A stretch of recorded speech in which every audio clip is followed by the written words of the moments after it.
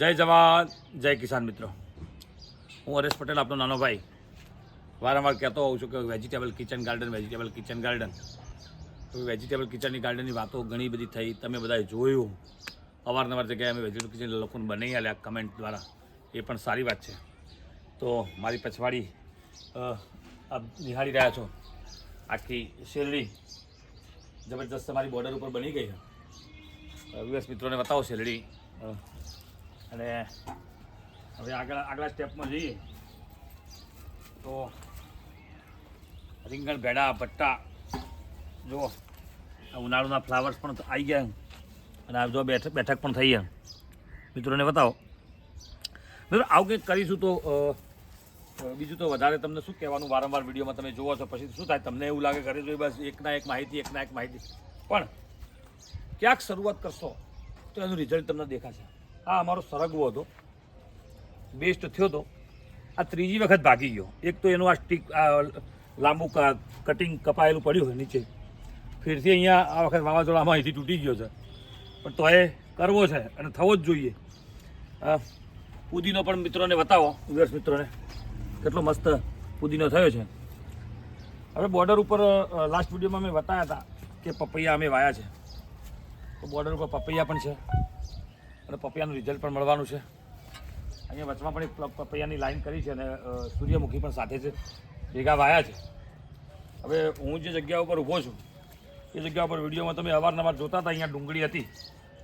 હવે એની સિઝન પટી ગઈ એટલે કાઢી લીધી છે, પણ આખું વર્ષ ચાલે એટલી ડુંગળી થઈ ગઈ બેસ્ટ. બરાબર. તો આવી જ વાતો તમારો નાનો ભાઈ લઈને વારંવાર આવે છે, તો ક્યાંક શરૂઆત કરો. દૂધી મિત્રો, દૂધીનો વેલો છે. બસ આમાં 4-5 દૂધીનું કટિંગ થયું છે. હવે નવા ફૂટી છે એના ફણગા. હવે જોઈએ શું થાય છે. અચ્છા, એક આ નવું કર્યું છે, અમે તમને બતાવીએ. હમણાં લગભગ 3 દિવસ જ થયા છે, કોઈ વિડીયોમાં આ જાળી આવી નહીં.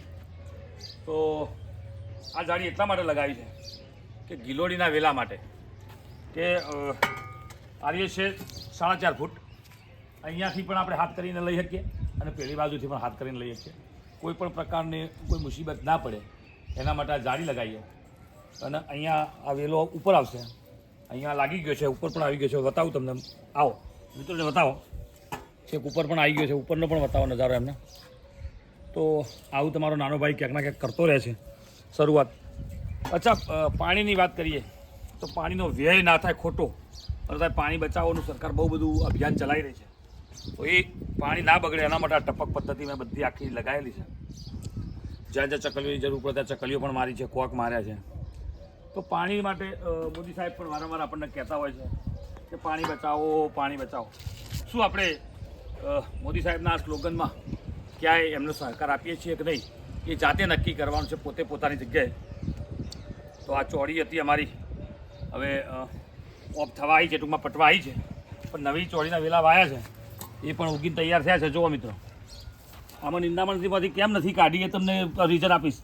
તો થોડું આવો ચિયાળ ટાઈપનું નિંદામણ હોય તો વેલો સુકાય નહીં અત્યારે ભેજના કારણે, તો અમે કાઢ્યો નથી. આ કાકડીનો વેલો પણ મસ્ત થયો છે, ઉગીને બેસ્ટ. આપ નિહાળી રહ્યા છો. અને આવું શરૂઆત ક્યાંક ના ક્યાંક તમારે પણ કરવી પડશે. તો મિત્રો, કેમ આપણે લેટ શરૂઆત કરીએ, એના કરતાં સ્ટાર્ટઅપ કરી દઈએ તો 12 મહિને વધારેને 25-30 હજાર રૂપિયા તમારા ઘરે બચત થશે. તો શું આત્મનિર્ભર ભારત આત્મનિર્ભર કેવી રીતે બનશે, આ એનું એક પ્રથમ પગથિયું છે. તો અમે જો ઉનાળું લગાવ્યા હતા ટામેટા, બરાબર. હવે આ વેલા પટવા થયા છે. બાજુમાં દૂધીનો વેલો એક નવો વાઈન તૈયાર કરી દીધો. જો હવે ચડશે લીમડા ઉપર, તો એની પણ બધી પ્રોસેસ તૈયાર કરી દીધી છે. અને ટામેટા ખતમ થઈ ગયા છે, તો જોઈ રહ્યા છો ટામેટા એની સિઝન ઓફ થઈ ગઈ. આ બાજુ આવો, વ્યવસ્થિત મિત્રોને બતાવો. કોબીજ લગાવી છે ઉનાળું અમે, તો કોબીજનું પણ અમને રિઝલ્ટ હવે સેકન્ડ પાર્ટમાં મળવાનું છે શાંતિ. આવડાવડા દવા થયા છે, ક્યાંક દેખાય છે. ભીંડા, જો દવા વગરના ભીંડા કરવા હોય તો બહુ કઠિન કામ છે, પણ બગડ્યા હોય નવા તો વાવી દીધા છે. આમાં આ વેલા હવે સોરી આ છોડ હવે ઉખાડી દેવાના છે, પણ તોય આમાંથી અમે શાકભાજી કરીને ખાધી. આ ગવાર મિત્રો, ગવાર પણ સારી એવી અમારી બેસતી હતી. મિત્રોને ગવાર બતાવો. બસ વાત એવી છે કે આપણે ઘરે ખાવા પૂરતાની વાત છે, કંઈ બીજા લોકોને વેચવું નથી, કશું જ કરવું નથી. અને મેં થોડું એવું નાનું એવું કામ કર્યું છે. આવો મિત્રોને બતાવો. અહીંયા એક આ મીઠો લીમડો લગાવ્યો છે. આ મીઠો લીમડો છે, બરાબર. અને ઉનાળો છે એટલે પાણીની અછત ઊભી થાય. એટલે પાણીની અછતમાં એવું કહેવું જ કહેવાય કે હાલની જે ગરમી 42નું ટેમ્પરેચર, 43નું ટેમ્પરેચર, કોઈ પણ પાક ગમે એવો વાયો હોય તો ગમે એટલું પાણી આપ્યું હોય પણ એ આમ કહીને આમ નમી જાય. તો એવું જ તમને મીઠા લીમડામાં દેખાય છે. લોકો કમેન્ટ પણ કરશે અમને કે હજી પાણી ઓછું પડે છે, પણ એવું જ કંઈ જ નથી. પાણી ભરપૂર છે. પણ મેં કીધું એમ કે ટેમ્પરેચર બહુ હાઈ છે. આ બોર્ડર ઉપર વાયો છે લીમડો.